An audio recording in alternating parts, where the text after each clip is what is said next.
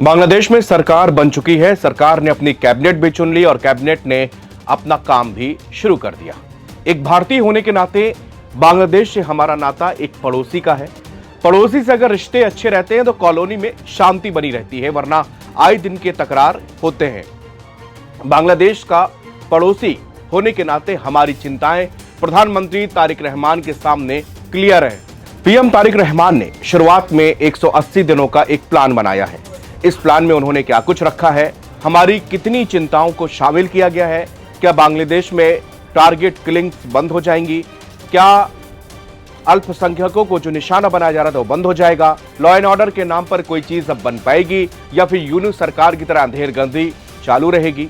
बांग्लादेश के आम चुनाव में प्रचंड जीत के बाद प्रधानमंत्री बने तारिक रहमान 18 महीने से अस्थिरता से फंसे देश में पूरी तरह से रीसेट करने में लगे हुए हैं।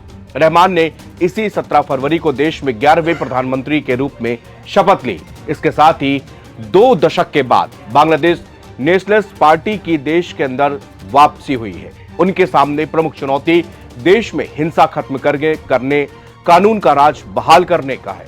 शेख हसीना के देश छोड़कर जाने के बाद बांग्लादेश में नेताओं की हत्या, सांप्रदायिक हमले और फिर अल्पसंख्यकों को निशाना बनाया जाने लगा था।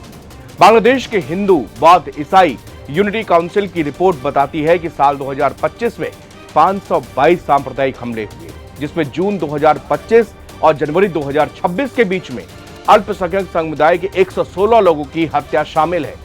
टारगेटेड हमलों और हिंसाई घटनाओं ने बांग्लादेश के अल्पसंख्यकों, खासतौर से हिंदुओं में डर का माहौल बना दिया। तारिक रहमान ने प्रधानमंत्री के बाद इसी डर को दूर करने की कोशिश की है। प्रधानमंत्री बनने के बाद टेलीविजन पर दिए अपने देश के नाम पहले संबोधन में तारिक रहमान ने बांग्लादेश में सभी धर्मों के लोगों के लिए सुरक्षित जगह बनाने की प्रतिबद्धता जताई है। उन्होंने कहा कि बांग्लादेश में हर नागरिक के अधिकार बराबर है, चाहे वो मुस्लिम हो, हिंदू हो, बौद्ध हो या ईसाई, कुछ भी हो।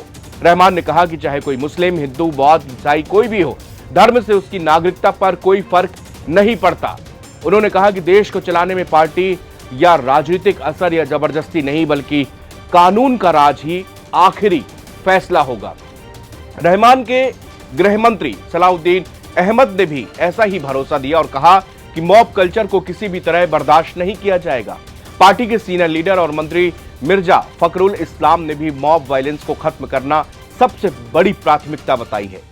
बांग्लादेश के अस्थिरता भरे माहौल में सत्ता की बागडोर संभालने वाले रहमान ने देश को स्थिर करने के लिए 180 दिनों का प्लान 180 लागू कर दिया है। रहमान के प्लान की खास बातें मैं आपको बताता हूं।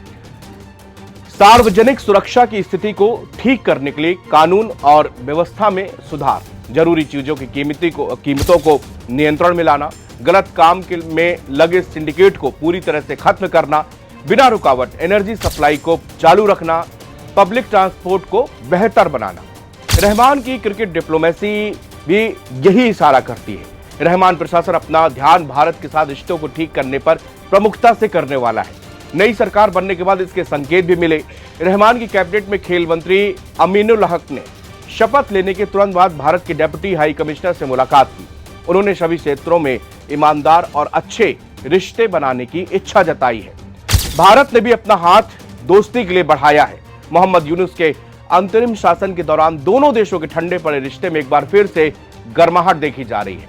रहमान के पद संभालने के बाद प्रधानमंत्री नरेंद्र मोदी ने उन्हें भारत आने का न्योता दिया। प्रधानमंत्री मोदी ने रहमान को उनकी पत्नी और बेटी के साथ भारत आने का आमंत्रण दिया है। बधाई भरे पत्र में पीएम मोदी ने दोनों देशों को करीबी पड़ोसी बताया, जिसके दोस्त एक जैसे एक ही इतिहास पर आधारित है। अब देखना होगा कि मोहम्मद यूनुस की सरकार पे जितना ज्यादा वायलेंस बंगाल के अंदर हुआ और जितनी सारी हत्याएं हुई, क्या वो हत्याएं अब रुक पाएंगी? क्योंकि जो ये नया प्लान तारिक रहमान का आया है, इसने नई आशाएं और उम्मीदों का एक झवेल जरूर दिख रहा है। लोग सोच रहे हैं कि वास्तव में अब नई सरकार, चूंकि शेख हसीना के जाने के बाद पहली बार एक डेमोक्रेसी सरकार, लोकतंत्र सरकार चुनी गई है, तो इसका जो फैसले हैं या दूरगामी परिणाम है वो हर एक व्यक्ति पर इसका इंपैक्ट डालेंगे। शुक्रिया।